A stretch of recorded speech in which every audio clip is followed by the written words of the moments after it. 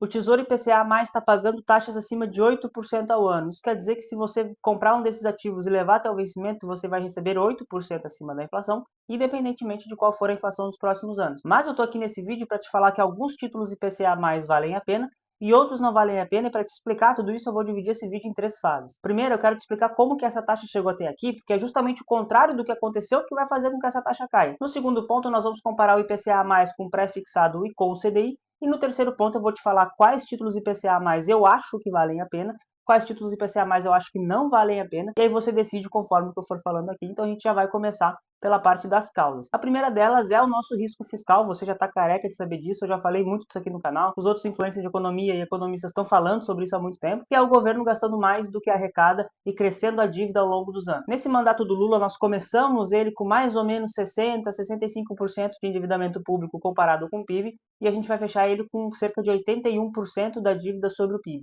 E as estimativas mostram que a gente vai chegar em 100% da dívida logo ali, daqui uns 5 ou 10 anos. Até o próprio Tesouro Nacional reconheceu que 2027 é o ano do ajuste fiscal. Não porque a gente está numa taxa muito alta de endividamento. Na verdade, 81% de dívida sobre o PIB não é uma taxa realmente alta. Mas o ponto é a trajetória dessa dívida. É uma trajetória que cresce e cresce muito rápido. Então, quando o Tesouro Nacional fala que nós temos que fazer um ajuste fiscal e o governo recusa fazer isso, seja por eleição ou seja por premissa de governo, o mercado ele começa a exigir taxas maiores, porque ele entende que o risco do Brasil não pagar esses retornos fica cada vez maior também. E aí, quando a gente fala de um cenário eleitoral, tem um outro ponto que joga contra essa perspectiva, que é o pacote Lula de reeleição, que já está passando da casa dos 200 bilhões de reais, segundo essa matéria do Metrópolis. A gente tem visto, por exemplo, o pacote para conter a alta dos combustíveis, que a gente teve o impacto do petróleo no mercado internacional.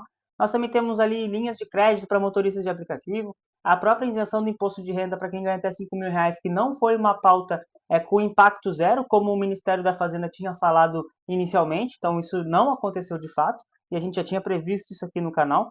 E também a gente teve aí algumas estruturas de ampliação do Minha Casa Minha Vida, pacotes para manter o crime organizado controlado. Então todos esses pontos, eles gastam muito dinheiro. Nessas pautas eleitorais, o governo está gastando muito dinheiro. E o que acontece? Todas essas pautas é o que a gente chama de projeto parafiscal. É o governo gastando dinheiro, mas não está considerando no resultado primário. Então você olha lá que o Brasil fechou com déficit dentro da meta do arcabouço fiscal, mas na verdade o gasto do governo não está sendo contabilizado nessas métricas oficiais. E aí o mercado olha para isso e pensa, putz, eu vou ter que exigir um retorno um pouco maior desse governo, porque ele realmente está gastando mais do que ele pode e ainda não está contabilizando nas medidas oficiais. Então o ponto do pacote fiscal não é necessariamente a gente começar uma trajetória de recuperação da dívida, ou seja, a gente reduzir essa dívida sobre PIB. É a gente sinalizar que a gente quer fazer isso, já faria com que essas taxas passassem de IPCA+8, IPCA+7 alto, para algo em torno de 6, 6,5, às vezes até um pouco abaixo disso, dependendo do que o governo for mostrar. Então o ponto que o mercado inteiro já está contabilizando é que o próximo mandato terá que fazer um ajuste fiscal necessariamente. E aí é mais difícil que o Lula faça isso, porque ele já foi muito vocal em falar que ele não vai fazer um ajuste fiscal dentro das premissas que o mercado acredita. Corte de previdências, desvinculação do salário mínimo e outras medidas que eu acho que não faz sentido a gente conversar aqui nesse vídeo, porque daí ele começa a ficar um pouco mais técnico. Mas o ponto é que o mercado não olha no Lula uma saída para esse ajuste fiscal. Olhava na figura do Flávio Bolsonaro, né, que teve ali aquele histórico do pai com o Paulo Guedes, ministro da Economia, e aí olhava no Flávio Bolsonaro alguém que pudesse fazer esse ajuste fiscal, mas aí com aquela questão toda da ligação do Flávio Bolsonaro para o Daniel Vorcaro, a queda dele nas pesquisas e o provável não favoritismo do Flávio Bolsonaro nas eleições, o mercado já começa a panicar e essas taxas realmente vão subir. O segundo ponto que eu considero super importante nisso tudo é que a gente teve uma mudança da estrutura da dívida do governo.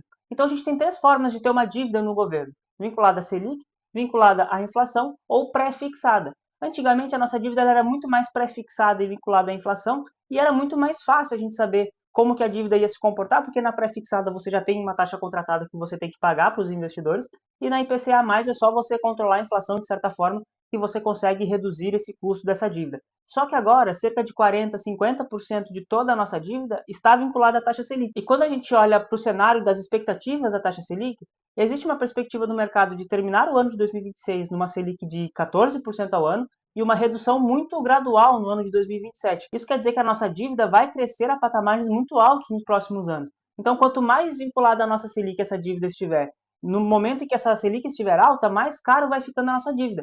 Uma coisa é você ter 50%, 60%, 70% da sua dívida na taxa de juros do país e essa taxa de juros ser 2%, Outra coisa é você ter 50% de dívida a uma taxa que cresce 12, 13, 14% ao ano. Então essa trajetória da dívida também é muito complicada. Então é um governo que gasta mais do que arrecada e está se financiando a taxas muito caras. Pensa que, a grosso modo, você está na sua casa, você tem 5 mil reais de custo de vida, mas você ganha 4 mil reais por mês. Então você está tirando R$ 1.000 de empréstimo todos os meses, pagando 14% ao ano de juros. É basicamente isso que o governo está fazendo. Só fazer um parênteses aqui, as finanças do governo e as finanças pessoais, elas têm diferenças muito importantes, mas isso aqui é só para você entender o tamanho do impacto que o mercado está analisando. E um segundo parênteses é que aqui a gente não fala de opinião política, eu estou falando a visão do mercado. O mercado não está acreditando que o Lula vai fazer um ajuste fiscal. Se o Lula fizer, o mercado vai tentar comprar essa ideia, vai fazer os cálculos e vai entender como que vai ser a comunicação do governo. Seguindo para isso, nós temos uma terceira causa que eu analiso para todo esse problema do Tesouro Direto pagando IPCA mais 8 ou 7,6, 7,5 nos prazos mais longos, é que a gente tem visto uma incerteza global muito grande. Então a gente teve, por exemplo, a guerra entre Estados Unidos e Irã, que aumentou o preço do petróleo, e depois fizeram um cessar-fogo, o petróleo caiu, aí voltou a guerra, e aí teve todo esse problema. Ao mesmo tempo, o mercado de trabalho americano mostrou uma aceleração, aí agora está mostrando uma desaceleração, a Europa está com problemas, a China está com problemas, então toda essa incerteza global, ela faz com que a gente tenha uma corrida por ativos de menor risco. E dentro de um cenário global de menor risco, o Brasil não é um mercado confiável. O Brasil não tem um selo de grau de investimento. Isso quer dizer que os investidores globais, os investidores institucionais, os grandes fundos de investimentos do mundo, eles vão buscar títulos de dívida, tesouro direto, de países que realmente são bons pagadores e que têm histórico disso. Em vez de investir no Brasil para ganhar 8% acima da inflação, 14% ao ano no pré-fixado, ele vai investir num título público do governo americano, vai investir num título público, sei lá, de um país nórdico, né, da Noruega, da Dinamarca, da Suécia, vai investir em países que são cotidos como mais seguros. E o Brasil está lá embaixo na lista, né? Na verdade, a gente olha para os países do mundo todo, investir no Cazaquistão é mais seguro do que emprestar dinheiro para o Brasil, só para você ter um pouco de ideia. Por isso que eu sou muito fã e muito vocal na ideia de você investir fora do Brasil, e eu vou deixar aqui um vídeo te explicando o porquê e como que você deve fazer isso. Então, os investidores institucionais, eles estão saindo do Brasil, buscando outras oportunidades, mas esse movimento ele ainda é um pouco mais lento do que eu acho que deveria ser. Por quê? Porque, de novo, a nossa taxa de juros ela é muito alta. Então, pensa que você tem a opção de investir no Brasil e ganhar 14% ao ano, com um risco muito baixo, porque o Brasil não tem risco de calote, não tem histórico de calote, enquanto você pode ganhar ali 8, 6, 5% em outras economias que têm um tamanho parecido com a do Brasil. Mas à medida que essa taxa de juros for caindo, ou na medida que a confiança no governo brasileiro for caindo, é esperado que esses investidores saiam, peguem o dinheiro e joguem em outros países. E aí a gente pode ter, inclusive, uma pressão para o dólar dar uma subida. Eu fiz um vídeo falando sobre isso quando o dólar estava abaixo de R$ 5, o dólar já está em 5,20 e subindo. E aí, dito tudo isso, você vai chegar na conta da sua corretora, vai chegar na conta do seu banco e vai olhar 3 ativos no Tesouro Direto para você investir. O Tesouro Selic ou o Tesouro Reserva, que vai te pagar 100% da Selic, 14,25% ao ano no momento que eu estou gravando esse vídeo. Um ativo IPCA+, com vários vencimentos, eu vou deixar aí na tela o vencimento para você. Então a gente tem o IPCA mais 2032 pagando 8,26%, tem o IPCA mais 2040 pagando 7,63% e tem o IPCA mais 2050 pagando 7,28%, todos eles acima da inflação. E também temos a terceira opção, que são os ativos pré-fixados, 14,21%, 14,45%. O que eu quero mostrar para você aqui? Eu vou até compartilhar a tela do meu computador para a gente dar uma olhada no que o mercado está fazendo de expectativas, tá? Eu vou abrir aqui com você o nosso Boletim Focus. O Boletim Focus é uma grande reunião entre bancos, né, e economistas que fazem previsões da economia, e eles perguntam o que você acha que vai acontecer com o PIB, o que você acha que vai acontecer com a inflação, o que você acha que vai acontecer, né, com a nossa taxa de juros, enfim, eles fazem isso, tá? Importante ressaltar, e eu sempre deixo isso muito claro nos vídeos, que isso aqui tem uma taxa de erro muito grande, mas é para a gente entender a perspectiva do mercado. Então a gente olha, por exemplo, que o mercado acredita numa taxa de juros em 14% no final desse ano, uma taxa de juros em 12% em 2027, 10,5% em 2028 e 10% em 2029. Então, uma queda muito gradual, uma queda de 4 pontos percentuais em 4 anos, em 3 anos e meio, basicamente, né? Então, é uma queda muito devagar, uma Selic muito alta por muito tempo. Isso vai prejudicar todos aqueles fatores que eu já mencionei. Então, nesse Boletim Foco, se você investir no Tesouro Selic, esses são os retornos esperados para você nos próximos anos.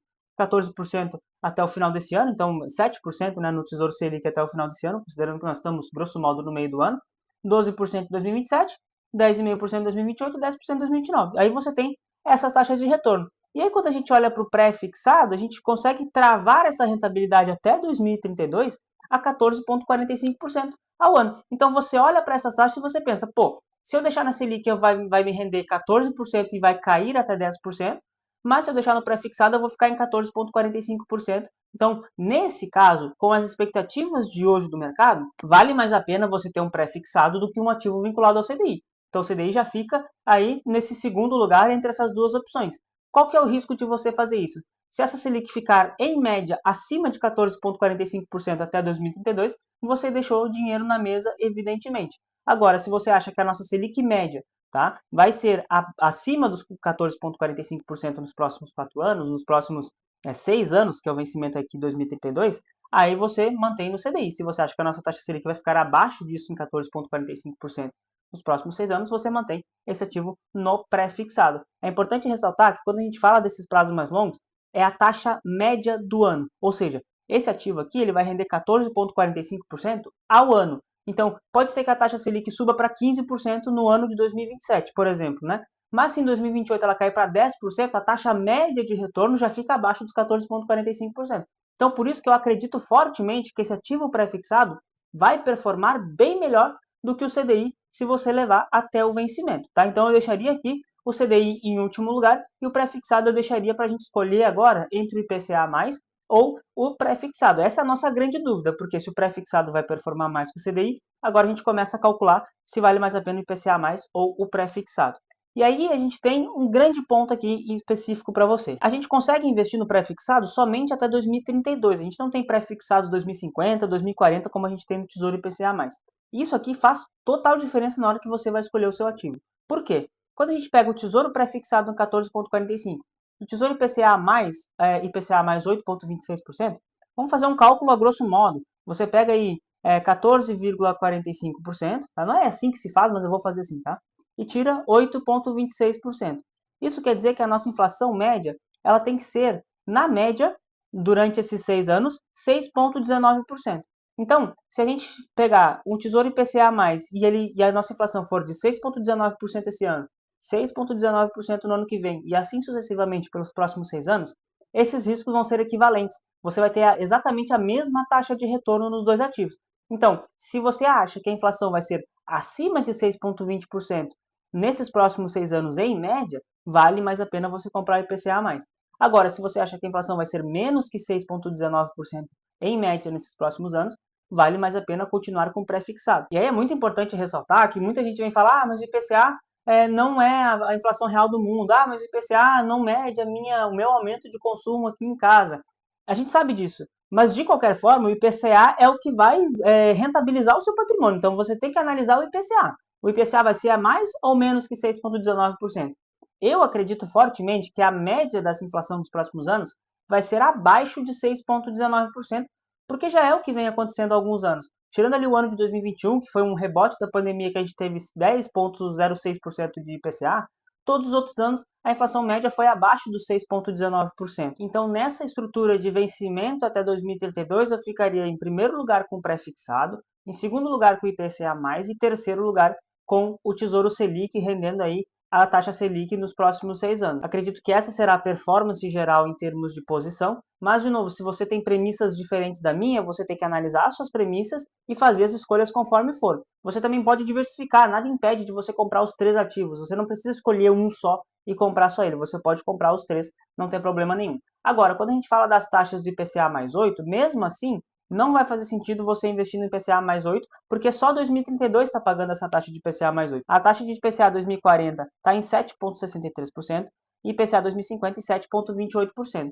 Aqui eu concordo muito se você quer comprar ativos IPCA+, para levar até o vencimento no longo prazo ou para esperar essa taxa cair em algum momento. Em algum momento ela vai ter que cair, a gente não sabe quando, como vai ser, se vai ser rápido, se vai ser devagar, alguma coisa assim, mas isso aqui vai ter que cair. É inviável o governo ficar pagando essa dívida por muitos anos. Então, os IPCA mais que eu vejo que valem a pena são o IPCA 2040 e o IPCA 2050.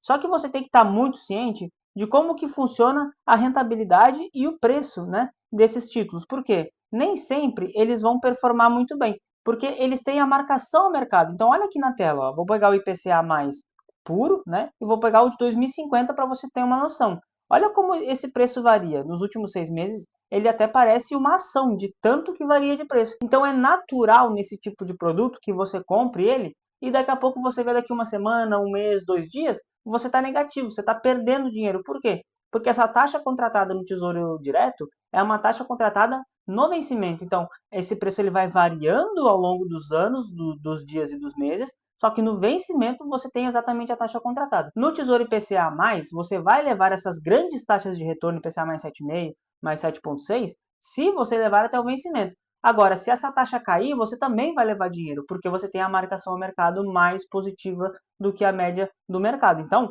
eu vejo que faz muito sentido você analisar o IPCA mais 2040 e o IPCA mais 2050, entender se você suporta esse tipo de risco, se você suporta perder dinheiro no curto prazo para ter uma rentabilidade muito maior no longo prazo, e se a resposta for sim, você vai dosando os vencimentos, IPCA 2040 ou IPCA 2050. Agora, se você olhou tudo isso e achou muito complexo e quer ajuda para montar sua carteira de investimentos, eu vou deixar o link na descrição para você fazer parte da minha consultoria. Você fala diretamente comigo e a gente monta os legos da sua carteira de investimentos, vamos montando as peças até formar uma carteira de investimentos que seja adequada para você, levando em consideração seu perfil de investimentos, seus objetivos de vida, né, o que você precisa para se aposentar, dada a sua renda atual. Então a gente faz todo um estudo tributário de investimentos e sucessório também, para montar uma boa carteira de investimentos para você. Então, vou deixar o link na descrição para você fazer parte da minha consultoria. Então, no grosso modo, o que vale mais a pena? Se você quer investir até o prazo de 2032, na minha visão, vale mais a pena o Tesouro Pré-fixado,